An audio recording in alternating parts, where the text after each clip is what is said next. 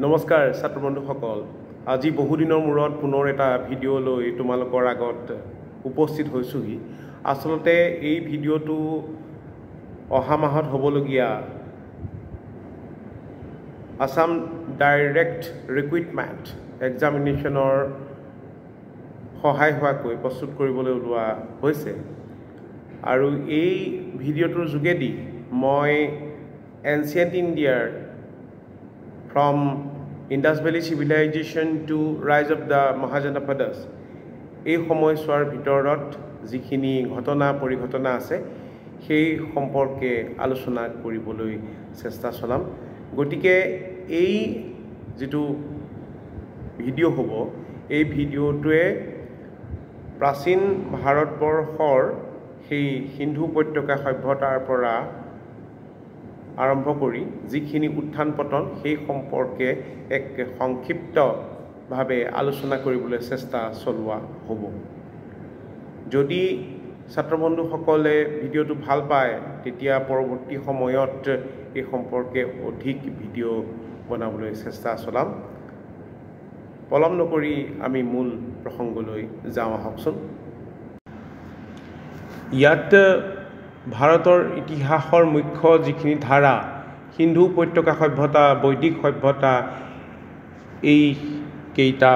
কথা ইয়াতে এই ভিডিঅ'টোৰ যোগেদি আলোচনা কৰিম যদিও আমি সংক্ষেপতে ভাৰতবৰ্ষৰ যিখন সামগ্ৰিক ইতিহাসৰ সিলেবাস সেই সম্পৰ্কে উনুকিয়াব খুজিছোঁ সিন্ধু উপত্যকা সভ্যতা আৰু বৈদিক সভ্যতাৰ কথা আছে প্ৰাচীন ভাৰতীয় ৰাষ্ট্ৰৰ কথা আছে মহাজনপদৰ কথা আছে মৌৰ্য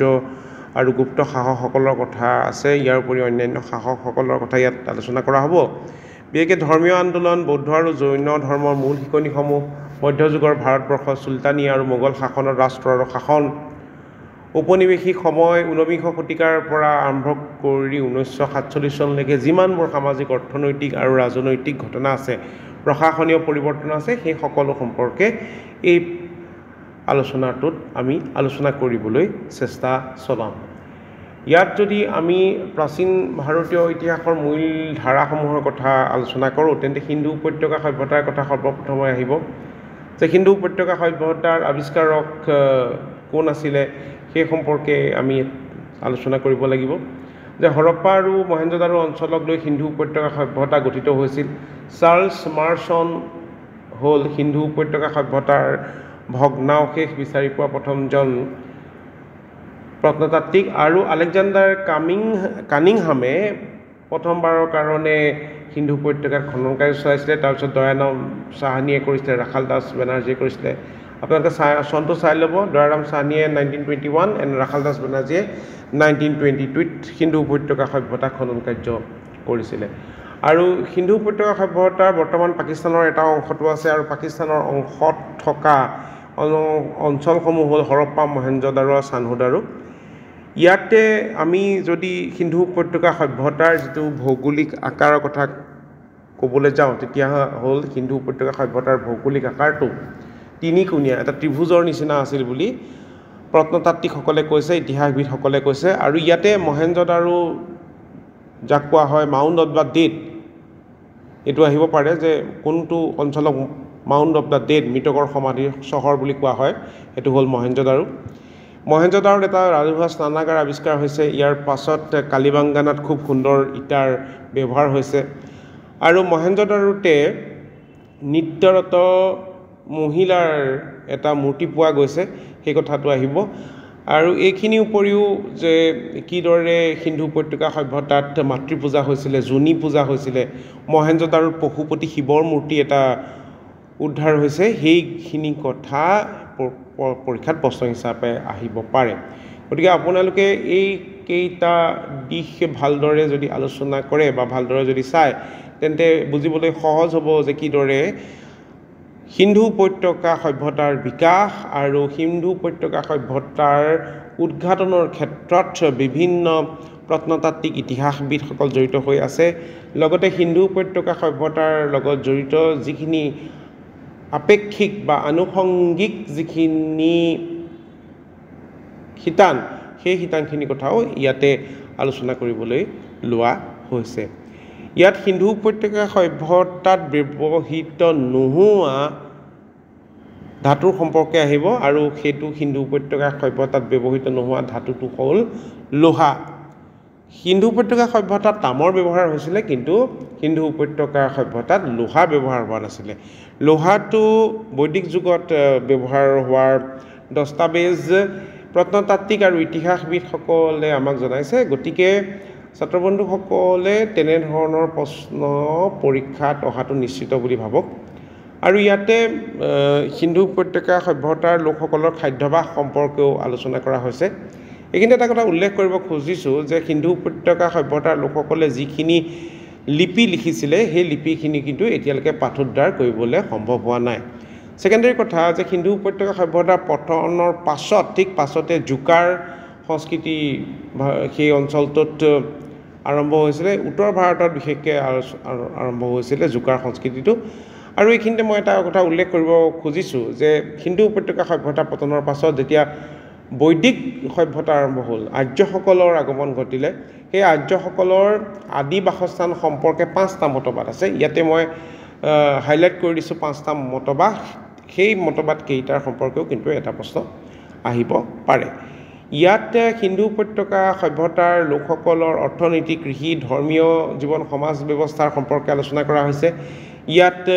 আশ্ৰম ব্যৱস্থাৰ কথা কোৱা হৈছে আই am highlighting this 4 stages of life আৰু ইয়াতে ধৰ্মীয় জীৱনৰ কথাও আলোচনা কৰা হৈছে ইন্দ্ৰক কিদৰে আটাইতকৈ গুৰুত্বপূৰ্ণ স্থান দিয়া হৈছিলে আৰু ইয়াতে এটা কথা তোমালোকে চাবা যে ডেট অফ দিছ Vedic civilization, early Vedic civilization. এই ডেটটো মনত ৰাখিবা যে কোন চনৰ পৰা কোন চনলৈকে early Vedic civilization, কোন চনৰ পৰা কোন চনলৈকে later Vedic civilization সেই সম্পৰ্কে এটা প্ৰশ্ন আহিব পাৰে ইয়াতে ভালকৈ মই ইয়াতে আলোচনা কৰিছোঁ স্লাইড শ্ব'ৰ যোগেদি মই দেখুৱাই দিছোঁ আৰু ইয়াত বৈদিক যিখিনি শিক্ষা ব্যৱস্থা আছিলে সাহিত্যৰ কথা কোৱা হৈছে ইয়াতে মই কৈছোঁ যে বেদ 4খনৰ কথা সকলোৱে জানে কিন্তু বেদ 4খনৰ লগত জড়িত যিবোৰ ব্ৰাহ্মণ আছিলে সেই ব্ৰাহ্মণ সমূহৰ কথা কিন্তু তোমালোকে আলোচনা কৰিব লাগিব I am highlighting the different types of Brahmins which are related with different Vedas ইয়াত এইখিনি মই হাইলাইট কৰি দিছোঁ গতিকে এইখিনিৰ পৰা ছাত্ৰ বন্ধুসকলে যথেষ্টখিনি নলেজ পাব পাৰিব ইয়াৰ পাছত মহাকাব্যৰ সম্পৰ্কে আছে ৰামায়ণ মহাভাৰত এইখিনি সকলোৱে জানে ইয়াত বাদাউনিয়ে মহাভাৰতখন পাৰ্চী ভাষালৈ অনুবাদ কৰিছিলে সেই সম্পৰ্কে মই এটা হাইলাইট কৰিছোঁ যাত ৰাজমনামা বুলি কোৱা হৈছিলে আৰু ৰামচৰিত মানসখন কোনে লিখিছিলে সেইটো আহিব পাৰে সেইটো তুলসীদাস নেক্সট ওৱান পুৰাণসমূহৰ কথা আছে পুৰাণসমূহৰ ভিতৰত মৎস্য পুৰাণ সবাতোকে পুৰণি আৰু ভাৰতীয় ধৰ্মীয় যিটো পৰম্পৰা তাত বৌদ্ধ ধৰ্ম আৰু জৈন ধৰ্মৰ যথেষ্ট ভূমিকা আছে ইয়াত বুদ্ধদেৱৰ দ্বাৰা প্ৰণীত বৌদ্ধ ধৰ্মৰ সম্পৰ্কে মই আলোচনা কৰিবলৈ চেষ্টা কৰিছোঁ ইয়াত বুদ্ধদেৱৰ লগত জড়িত বিভিন্ন শিতানসমূহ যেনে মহাবিক্ৰমণম মানে বুদ্ধ যেতিয়া ঘৰৰ পৰা ওলাই গৈছিলে তেওঁৰ যিখিনি মনৰ কিউৰেচি সেইখিনি জানিবলৈ সেইখিনি কথা ইয়াতে আলোচনা কৰিছোঁ তেওঁ মহাপৰিনিৰ্বাণৰ সম্পৰ্কে ইয়াতে মই আলোচনা কৰিবলৈ চেষ্টা কৰিছোঁ গতিকে এই ভিডিঅ'টোৰ যোগেদি তোমালোক লাভৱান হ'বা যদি এইটো ফুল স্ক্ৰীনত তোমালোকে চোৱা দ্বিতীয় কথাটো হ'ল কি মই ইয়াতে বৌদ্ধ ধৰ্মীয় যিখিনি সভা আছে বিভিন্ন সভা কোন সময়ত কোনখন সভা অনুষ্ঠিত হৈছে কোন কোন শাসক আছে কাৰ দিনত অৰ্থাৎ অনুষ্ঠিত হৈছে কোন কোন ঠাইত হৈছে সেই সম্পৰ্কে আলোচনা কৰিছোঁ আৰু এটা ইম্পৰ্টেণ্ট কথা যে বৌদ্ধ ধৰ্মখন চতুৰ্থ যিখন সন্মিলন হৈছিলে য'ত কাশ্মীৰত হৈছিলে কনিষ্ক আছিলে শাসক তাতে বৌদ্ধ ধৰ্মটো দুটা ভাগত ভাগ হৈছে এটা হিনজান আৰু আনটো হ'ল মহাযান এই মহাযান হিনজানৰ দুটা ভাগত হোৱাৰ পাছতে বৌদ্ধ ধৰ্মৰ যিটো ইণ্টিগ্ৰেশ্যন আৰম্ভ হৈছে সেই সম্পৰ্কে তোমালোকে ধাৰাবাহিকভাৱে যদি চোৱা ভালকৈ মুকলিকৈ চোৱা তেতিয়াহ'লে পাবা ইয়াত মই সংক্ষেপতে এইখিনি কথাকে আলোচনা কৰিব খুজিলোঁ আৰু বিভিন্ন পিটকসমূহৰ কথা ইয়াত আলোচনা কৰিছোঁ ত্ৰিপিটক 3খন পিটক আছে এই পিটকসমূহৰ ভূমিকাৰ কথা ইয়াত আলোচনা কৰিছোঁ জাতক কি মিলিন্দ পনহ কি এইবোৰ বৌদ্ধ সাহিত্য এই সম্পৰ্কেও তোমালোকে চাবা মহাবস্তুৰ কথা আমি ইয়াতে কৈছোঁ বুদ্ধ চৰিত্ৰৰ কথা কৈছোঁ ললিত বিস্তাৰ যেন শাৰীপুত্ৰ প্ৰকৰণ এই কেইটা কথা এই শিতানসমূহ যদি আমি আলোচনা কৰোঁ তেন্তে আমি সমসাময়িক ধৰ্মৰ যিটো প্ৰভাৱ সমাজত সেই প্ৰভাৱৰ সম্পৰ্কে জানিব পাৰিম নেক্সটটো বুদ্ধিজিম আহিব জৈনিজিম আহিব জৈনিজিমৰ প্ৰৱৰ্তক আছিলে ঋষভ আৰু প্ৰথমজন তীৰ্থংকৰ আছিল ঋষভদেৱ যাৰ প্ৰতীকটো হ'ল ষাঁড় গৰু এই প্ৰতীক কেইটা চাব লাগে প্ৰতীককেইটা আহিব পাৰে আৰু 23 নম্বৰ যিজন তীৰ্থংকৰ আছিলে সেই তীৰ্থংকৰজন হ'ল পাৰ্শ্বনাথ আৰু 24 নম্বৰ তীৰ্থংকৰ হ'ল মহাবীৰ আৰু মহাবীৰৰ লগত জৈন ধৰ্ম ওতঃপ্ৰোতভাৱে জড়িত গতিকে মহাবীৰৰ নাম আছিলে সম্পূৰ্ণ নাম আছিলে বৰ্ধমান মহাবীৰ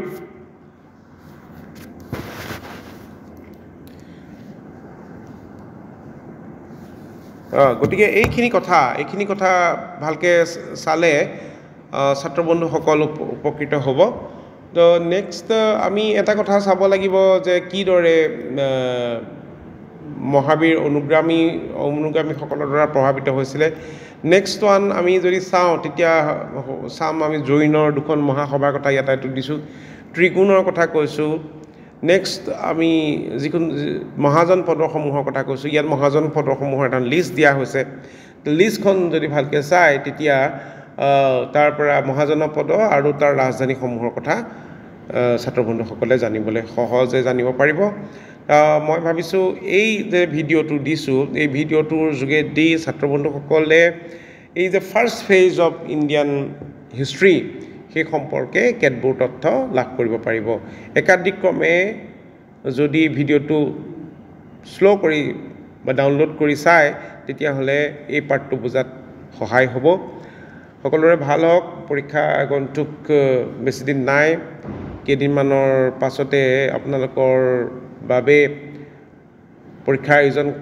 কৰিবলৈ চৰকাৰে সকলোবোৰ যোজা প্ৰস্তুত কৰিছে গতিকে আজিলৈকে এইখিনিকে আলোচনা কৰিছোঁ ইয়াৰ পিছত মৌৰ্য সাম্ৰাজ্যৰ ধাৰাবাহিকতা সম্পৰ্কে আপোনালোকে ভিডিঅ'টো চাব পাৰে চন্দ্ৰগুপ্ত মৌৰ্যৰ কথা আছে অশোকৰ কথা আছে আৰু অশোকৰ সময়ত মৌৰ্য সাম্ৰাজ্য কিদৰে পৰিৱৰ্ধিত হৈছিল কিদৰে অশোকে ধৰ্ম প্ৰচাৰৰ যোগেদি তেওঁৰ নিজৰ যিখিনি প্লেনছ এণ্ড প্ৰগ্ৰেমছখিনি আগবঢ়াই নিছিল সেই সম্পৰ্কেও ইয়াত আলোচনা কৰা হৈছে চ' থেংক ইউ ফৰ ৱাচিং দিছ video' and I hope you will be benefited from this video and thank you to all.